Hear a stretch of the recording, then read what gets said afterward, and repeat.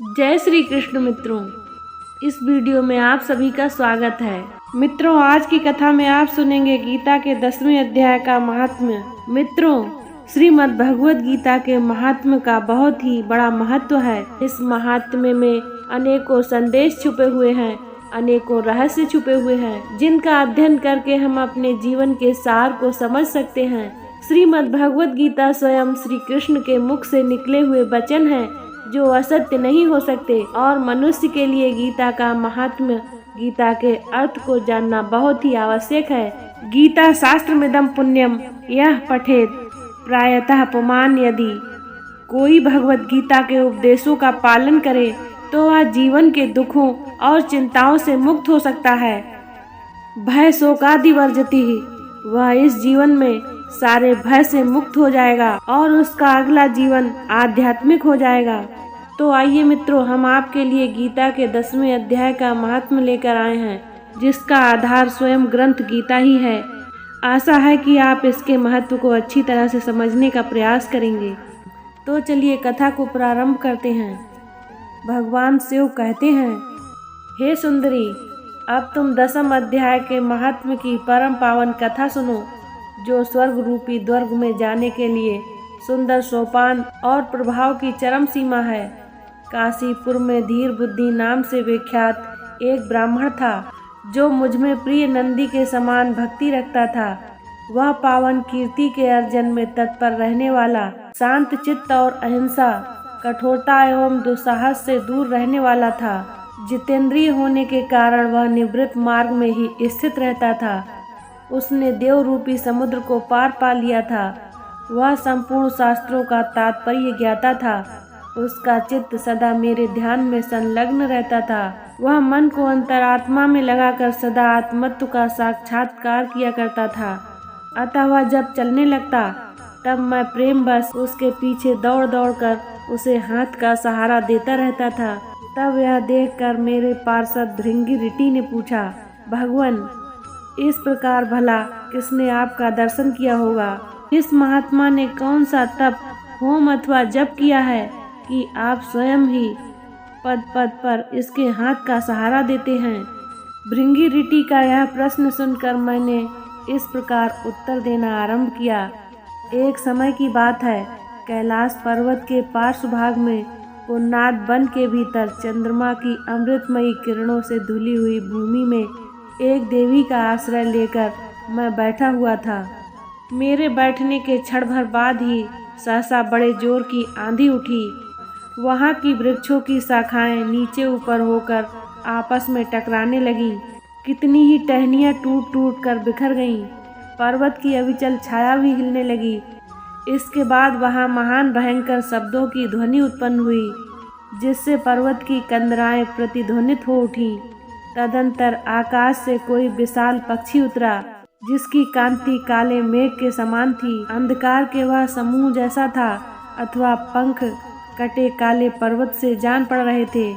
पैरों से पृथ्वी का सहारा लेकर उस पक्षी ने मुझे नतमस्तक किया और एक सुंदर नवीन कमल मेरे चरणों में रखकर स्पष्ट वाणी में स्तुति करनी आरंभ कर दी। वह पक्षी बोला, हे देव, आपकी जय हो। आप चिदान्नमयी सुधा के सागर तथा जगत के पालक हैं। सदा सद्भावना से युक्त एवं आनंद शक्ति की लहरों से उल्लासित रहते हैं। आपके वैभव का कहीं अंत नहीं है। आपकी जय हो। अद्वैत वासना से परिपूर्ण बुद्धि के द्वारा आप त्रिविध मलों से रहित हैं। आप जितेंद्रिय भक्तों के अधीन रहते हैं तथा ध्यान में आपके स्वरूप का साक्षात्कार होता है। आप अविद्यामय उपाधि से रहित हैं। नित्य मुक्त, निराकार, निरामय, असीम, अहंकार शून्य, आवरण रहित और निर्गुण हैं। आपके चरण कमल शरणागत भक्तों की रक्षा करने में प्रवीण हैं। अपने भयंकर ललाट रूपी महासर्प की विशद ज्वाला से आपने कामदेव को भस्म किया है। आपकी जय हो। आप प्रत्यक्ष आदि प्रमाणों से दूर होते हुए भी प्रमाण्य स्वरूप हैं। आपको बार बार नमस्कार है। चैतन्य के स्वामी तथा त्रिभुवन रूपधारी, आपको प्रणाम है। मैं श्रेष्ठ योगियों द्वारा चुंबित आपके उन चरण कमलों की वंदना करता हूँ, जो अपार भव पाप के समुद्र से पार उतारने में अद्भुत शक्तिशाली है। हे महादेव, साक्षात बृहस्पति भी आपकी स्तुति करने की धृष्टता नहीं कर सकते।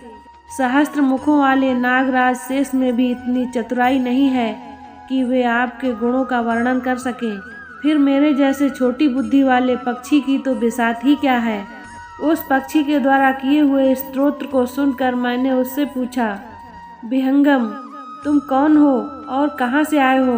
तुम्हारी आकृति तो हंस जैसी है, मगर रंग कौवे का मिला है। तुम किस प्रयोजन को लेकर यहाँ आए हो, उसे मुझे बताओ। तो वह पक्षी बोला, हे देवेश, मुझे ब्रह्मा जी का हंस जानिए। हे महादेव, जिस कर्म से मेरे शरीर में इस समय कालिमा आ गई है उसे सुनिए। हे प्रभु, यद्यपि आप सर्वज्ञ हैं, अतः आपसे कोई भी बात छिपी नहीं है, तथापि यदि आप पूछते हैं तो मैं बतलाता हूँ। सौराष्ट्र सूरत नगर के पास एक सुंदर सरोवर है जिसमें कमल लहलहा रहे थे। उसी में से बाल चंद्रमा के टुकड़े जैसे श्वेत मृणालों के ग्रास लेकर मैं बड़ी तीव्र गति से आकाश में उड़ रहा था। उड़ते उड़ते वहां से सहसा पृथ्वी पर गिर पड़ा। जब होश में आया और अपने गिरने का कारण ना देख सका तो मन ही मन सोचने लगा, अहो, यह मुझ पर क्या आ पड़ा है। आज मेरा पतन कैसे हो गया। पके हुए कपूर के समान मेरे श्वेत शरीर में यह कालिमा कहाँ से आ गई है। इस प्रकार विस्मित होकर मैं अभी विचार ही कर रहा था कि उस पोखरे के कमलों में से एक ऐसी वाणी सुनाई दी, हंस उठो, मैं तुम्हारे गिरने के काले होने का कारण बताती हूँ। तब मैं उठकर सरोवर के बीच में गया और वहाँ 5 कमलों से युक्त एक सुंदर कमलिनी को देखा। उसको प्रणाम करके मैंने प्रदक्षिणा की और अपने पतन का सारा कारण पूछा। तब कमलिनी बोली, हे कलहंस, तुम आकाश मार्ग से मुझे लांघ कर गए हो। उसी पातक के परिणाम स्वरूप तुम्हें पृथ्वी पर गिरना पड़ा है तथा उसी के कारण तुम्हारे शरीर में कालिमा दिखाई देती है। तुम्हें गिरा देखकर मेरे हृदय में दर्द भर आया और जब मैं इस मध्यम कमल के द्वारा बोलने लगी हूँ उस समय मेरे मुख से निकली हुई सुगंध को सूंघकर 8000 भौरे स्वर्ग लोक को प्राप्त हो गए हैं। हे पक्षीराज, जिस कारण मुझ में इतना वैभव, ऐसा प्रभाव आया है उसे बतलाती हूँ, सुनो। इस जन्म से पहले तीसरे जन्म में मैं पृथ्वी पर एक ब्राह्मण की कन्या के रूप में उत्पन्न हुई थी। उस समय मेरा नाम सरोज वंदना था। मैं गुरुजनों की सेवा करती, सदा एकमात्र पतिव्रत के पालन में तत्पर रहती थी। एक दिन की बात है, मैं एक मैना को पढ़ा रही थी जिससे पति सेवा में कुछ विलम्ब हो गया। इससे पति देवता कुपित हो गए और उन्होंने श्राप दे दिया, पापनी, तू मैना हो जा। मरने के बाद यद्यपि मैं मैना ही हुई, तथापि पतिव्रत के प्रसाद से मुनियों के ही घर में मुझे आश्रय मिला। किसी कन्या ने मेरा पालन पोषण किया। मैं जिस घर में थी वे ब्राह्मण प्रतिदिन प्रातःकाल विभूति योग नाम से प्रसिद्ध गीता के 10वें अध्याय का पाठ करते थे और मैं उस पापहारी अध्याय को सुना करती थी। विहंगम काल आने पर मैं मैना का शरीर छोड़कर 10वें अध्याय के महामात्य से स्वर्गलोक में अप्सरा हुई। मेरा नाम पद्मावती हुआ और मैं पद्मा की प्यारी सखी हो गई। एक दिन मैं विमान से आकाश में विचरण कर रही थी। उस समय सुंदर कमलों से सुशोभित इस रमणीय सरोवर पर मेरी दृष्टि पड़ी और इसमें उतरकर ज्यों ही मैंने जल क्रीड़ा आरंभ की, त्यों ही दुर्वासा मुनि आधम के उन्होंने वस्त्रहीन अवस्था में मुझे देख लिया।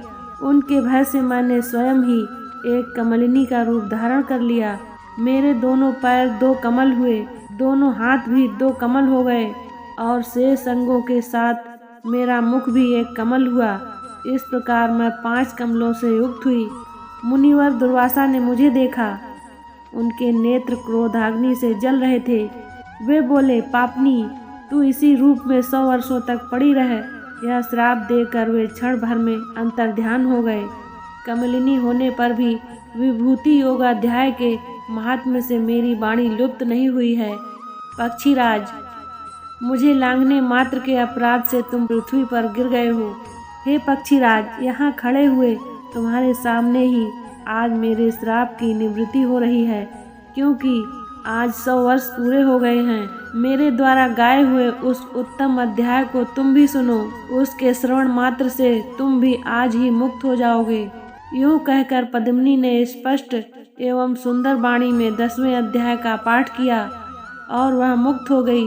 उसे सुनने के बाद उसी के दिए हुए उत्तम कमल को लाकर मैंने आपको अर्पण किया है।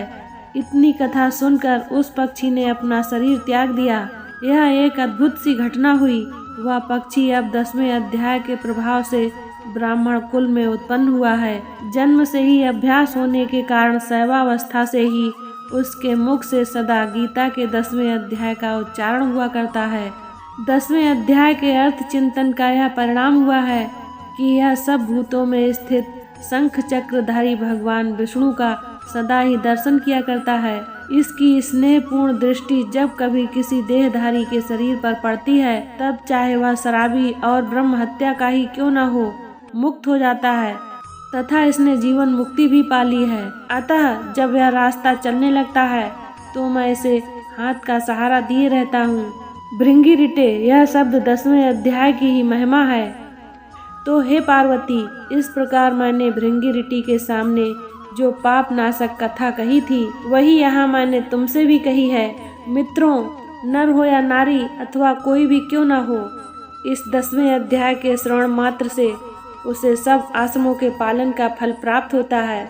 मित्रों, श्रीमद् भगवद गीता के 10वें अध्याय को पूरा सुनने के लिए धन्यवाद। इसी तरह की ज्ञानवर्धक कथा कहानियों को सुनने के लिए चैनल को सब्सक्राइब करें, वीडियो को लाइक करें। जय श्री कृष्ण।